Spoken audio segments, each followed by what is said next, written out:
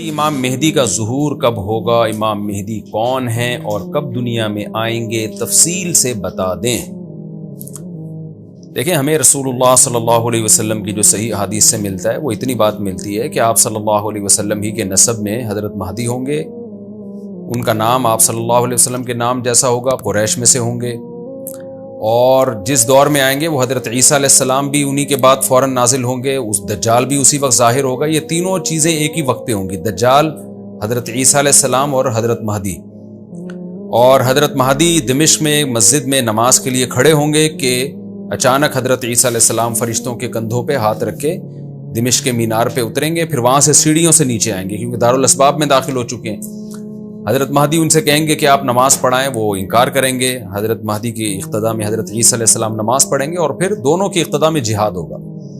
تو مجاہدین کے امام ہوں گے حضرت مہدی، اتنی بات ہمیں معلوم ہوتی ہے۔ چند باتیں اور ہیں روایات میں جو ملتی ہیں، یہ ہمیں ڈیٹ نہیں بتائی گئی ہے، سن نہیں بتایا گیا، سال نہیں بتایا گیا۔ اس بارے میں صدیوں سے لوگ پیش گوئیاں کر رہے ہیں کہ فلاں سن میں آئیں گے، فلاں سن میں آئیں گے۔ بڑے بڑے لوگوں نے پیش گوئیاں کی ہیں جو 100% غلط ثابت ہوئی ہیں۔ تو اب بھی لوگ پیش گوئیاں کر رہے ہیں کہ 2025 میں آئیں گے، کوئی کہہ رہا ہے 2030 میں آئیں گے۔ تو گورنمنٹ کی طرف سے کوئی پابندی نہیں ہے، کوئی بھی کچھ بھی کہہ سکتا ہے۔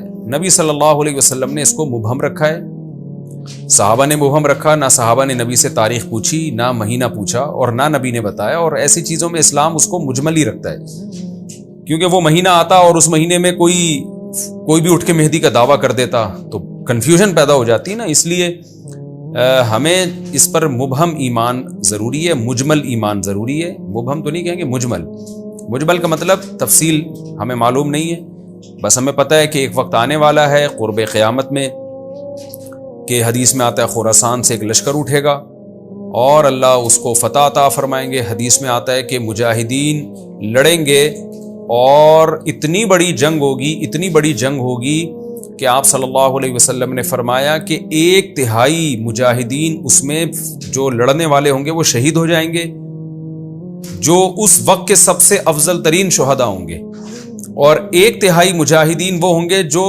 لڑائی کی شدت اور سختی کی وجہ سے میدان چھوڑ کے بھاگ جائیں گے۔ یہ وہ لوگ ہوں گے جن کی اللہ کبھی بھی توبہ قبول نہیں کرے گا، اور 1/3 ہوں گے جن کو اللہ دنیا پہ غلبہ عطا کرے گا، کفر پہ غلبہ عطا کرے گا۔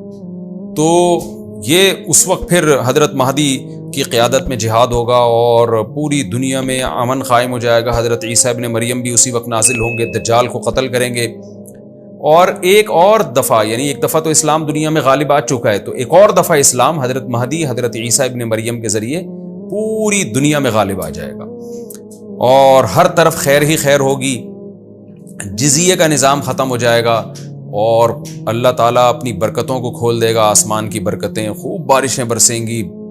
ایک روایت میں آتا ہے، ترمذی کی روایت ہے، اتنے بڑے بڑے انار پیدا ہوں گے کہ اس کے چھلکے کو لوگ سائبان کے طور پہ استعمال کریں گے، ایک انگور کا دانہ کئی لوگ نچوڑ کے پئیں گے، یعنی برکتیں اللہ کی طرف سے ایسی کھل جائیں گی، تو پوری دنیا میں امن ہوگا۔ تو یہ جو نبی صلی اللہ علیہ وسلم کی جو بعثت تھی نا، آپ صلی اللہ علیہ وسلم کی، وہ کیا تھی؟ قرآن میں آتا ہے لِيُظْهِرَهُ عَلَى الدِّينِ كُلِّهِ، آپ صلی اللہ علیہ وسلم کو دنیا میں اس لیے بھیجا گیا تاکہ آپ دین کو پوری دنیا میں غالب کر دیں۔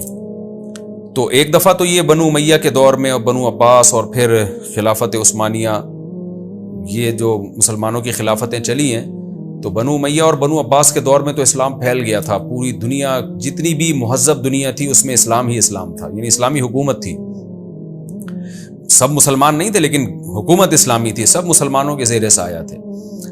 تو اللہ تعالیٰ اب پوری دنیا میں کیفیت کے لحاظ سے، کمیت کے لحاظ سے، کوانٹٹی کوالٹی دونوں لحاظ سے اسلام کو دنیا میں غالب کرے گا۔ اس کے لیے اللہ نے حضرت مہدی اور حضرت عیسیٰ ابن مریم کا انتخاب کیا ہے، اتنا ہمارا ایمان ہے۔ اب کیا ہوتا ہے کہ ہر تھوڑے دن میں کوئی مہدی اٹھ کے دعویٰ شروع کر دیتا ہے، اور تو امام مہدی سب سے پہلی بات یہ مجاہد ہوں گے، بڑی اہم ترین بات یہ ہے، اور انہی کے دور میں حضرت عیسیٰ ابن مریم بھی نازل ہوں گے، تو اور دجال بھی ظاہر ہوگا۔ تو اس لیے یہ تینوں چیزیں ایک ساتھ ہیں، اس لیے ان کو پہچاننے میں اہل اسلام کو دشواری نہیں ہوگی۔ حضرت مہدی کو تو لوگ خود تلاش کریں گے، ان کی علامتوں میں سے یہ بھی ہے، وہ دعویٰ نہیں کریں گے، لوگ اہل اللہ، بزرگان دین، علماء ان کو خود تلاش کریں گے۔ آج لوگ خود دعویٰ کر رہے ہوتے ہیں حضرت مہدی ہیں، میں حضرت مہدی ہوں، تو وہ دعویٰ جو کرے گا اس کا مطلب وہ تو ہو ہی نہیں سکتا۔ تو تو اس لیے ہمیں اس ٹاپک کو ختم کر دینا چاہیے اس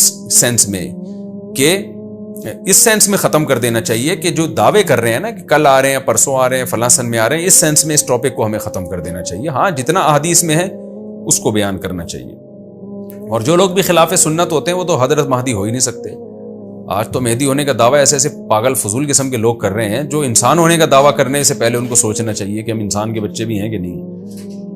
اچھا، یہ بھی انہوں نے پوچھا ہے کہ کیا امام مہدی نبی ہوں گے؟ امام مہدی نبی ہوں گے یا صحابی؟ اس بارے میں وضاحت فرما دیں. نہ وہ نبی ہوں گے نہ صحابی ہوں گے، کیونکہ صحابی تو وہ ہوتے ہیں جنہوں نے اسی زندگی میں آپ صلی اللہ علیہ وسلم کو ایمان کی حالت میں دیکھا ہو. حضرت مہدی اور نبی کا زمانہ تو صدیوں کا فاصلہ ہے اس کے درمیان. تو نہ تو نبی ہوں گے نہ صحابی ہوں گے. نیک ہوں گے، بزرگ ہوں گے. بس مہدی کا معنی ہدایت یافتہ، سیدھے راستے